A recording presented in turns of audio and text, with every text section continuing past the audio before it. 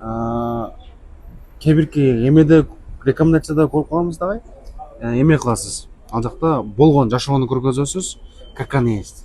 Кандай болсоңуз ошондой көргөзөсүз. Эмне кылып аткан болсоңуз ошол. Кайсы жерде бир адам сабак ала турган жол болсо, адам ошол нерсеге кызыктар боло турган болсо, ошол нерсени дароо көргөзөсүз да.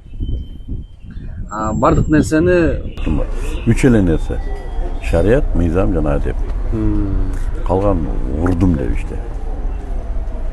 Ушундай эртең башкача болушу мүмкүн. Шуну көрүп койгула, жакса көргүлө, жакпаса урушкула мейли. Бул сенин бүгүнкү жашооңдун күндөлүгү болду. Мусулман адам каягын көрсөтпесин, фильтри бар. Арам нерсе көрсөтүш. Болду.